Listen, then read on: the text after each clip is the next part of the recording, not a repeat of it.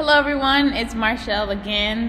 So I am working on a project for my computer science class, and basically I'm just putting together some videos about what I've been learning and how it affects society. And so the last video I talked about was about video games and violence and just how we can be aware of what we're allowing our children, our loved ones to play and engage with. And this video is going to be about something that we don't like to talk about because we don't really want to deal with the reality that we may need to make change to our lives. But I'm going to be talking about the cell phones and our addiction to cell phones.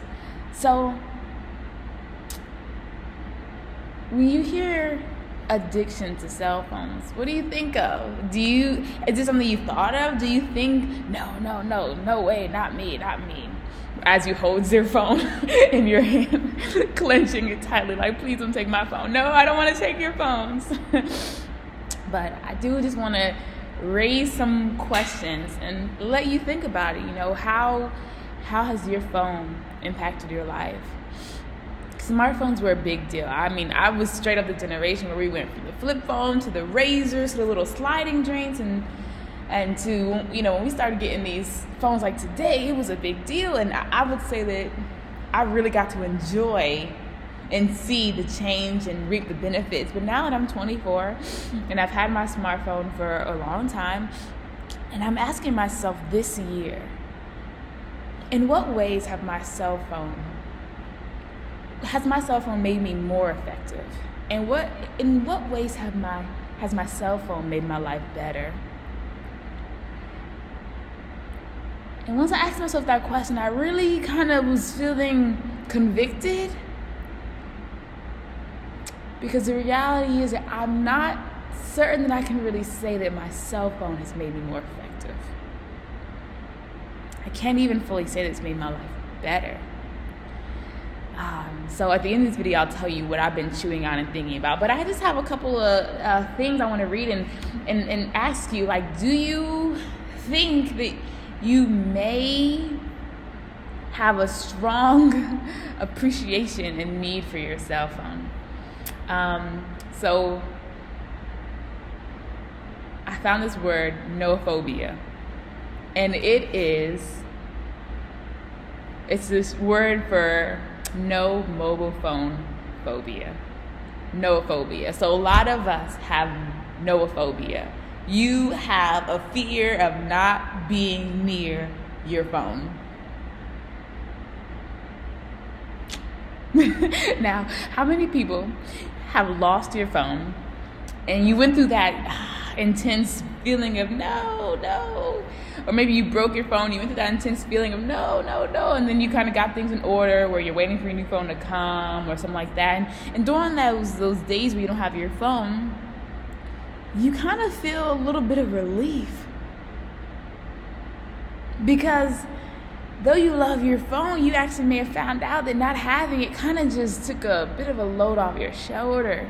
You didn't have to answer everyone's calls. You didn't have to, I almost felt like you didn't have any obligations, because your phone was a way you kind of were just able to be. I mean, I know I've had that experience, and I've heard from others that when they didn't have their phone, they actually kind of just had a good time. So here are some 10 things I want you to listen to and think about and see if maybe you have noophobia.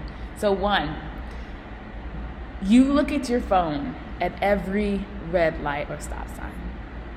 Every time your car stops, you look at your phone. And what's worse is that some of us look at our phone while we're driving. I mean, if we are so drawn to something, so much so that we could care less about the negative consequences, that is a problem. I'm guilty of looking at my phone at the red light. And what's crazy has happened is that there are times when I'm looking at my phone at the red light and then I see another car moving and I press the go button only to realize it wasn't for me. I realized that if someone was in that crossing walk, I would have problems. So I'm trying to cut that out. Number 2, you may have noophobia. Nomophobia, sorry. If when you wake up, your phone is in your hand. Your phone is the last thing on your mind when you go to sleep, and it's in your hand when you wake up. If it's in your hand or if it's right here, you got a problem. Okay, you may have a problem, just saying, if you feel anxious when you are away from your phone. Here's the thing, I was going to class. I was already late for class. I was late for class and I was driving and I forgot my phone. I turned around to get my phone instead of go to class because I was feeling so anxious about not having my phone. How many of you all may have missed an interview or been late to an interview, been late to class, or missed an important event, or just were late because the anxiety of just knowing that your phone's not near, like you just like, I can't move, I can't think, I can't breathe. Okay. Number 4, you may have a problem. Every time you have a few seconds to yourself, you look at your phone. Every time you have a moment to breathe, it's in your phone. Like, but what if you spent those few seconds taking a couple of deep breaths, or just thinking about your day, thinking about your year, thinking about the people in your life who love you or who you love, and just take some time to be grateful, or even if you prayed and just spent that time just reflecting, talking to God if you're a believer. Okay, number 5, you may have a problem if those few moments you had to look at your phone become much longer than you planned. So you're a person where you're like, okay, I got a lot of homework, I'm really busy, but let me just like take a few moments and just look at my Instagram. 30 minutes later, you don't remember what you've been doing. Your paper's still blank, your essay's still blank, but you like a lot of people's pictures. Number 6, you may have a problem if you are always distracted. You're constantly asking people to repeat themselves. You're always like, huh?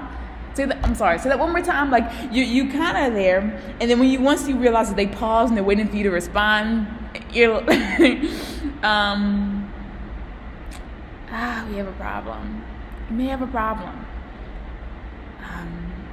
I know a lot of things can distract us, but like your cell phone, if it's distracting, you have the power to stop that. Like that's a distraction that you can truly change, so you can enjoy the people you're around, so you can really learn the information you're being taught, so you can really live your best life and be effective. How can we say that our cell phones make us more effective if we find out that our cell phones actually keep distracting us from the things that will make us effective? Okay, number 6, you may have a problem if you can't stop looking at your social media account. That's a given. Number 8, you may have a problem if you live for a good picture to post on social media. I thought of that one. I thought the other ones too, but like I think I thought of that one because it really was just something on my mind, that we will go places and do things and spend time with people, sometimes just so we can get a good picture, so we can post it, so others can say, wow, that's beautiful. Yeah. Like if constantly we're thinking when we're going places, instead of just enjoying where we are and being like, this is amazing, we're like, that would be an amazing background. That would be, oh man, that's gonna be like, if everything is just about the next picture for our page, we may have a problem. Okay, let me see. Number 9, you mindlessly scroll. It's become your favorite pastime. You don't even realize you're doing it. Number 10, you feel like your phone is vibrating all the time, so you constantly check it. Only realize it wasn't vibrating, but for some reason you just always feel like it's vibrating. Someone's always hitting you up. They're not, but you feel like they are. Okay, I'm gonna pause this video, and I'm gonna come back in video number 3. This video is a little bit longer than I planned, but please take it to mind. In video 3, I'm gonna be telling you about what I am going to be doing for my own self, and maybe you can join me. Thank you so much.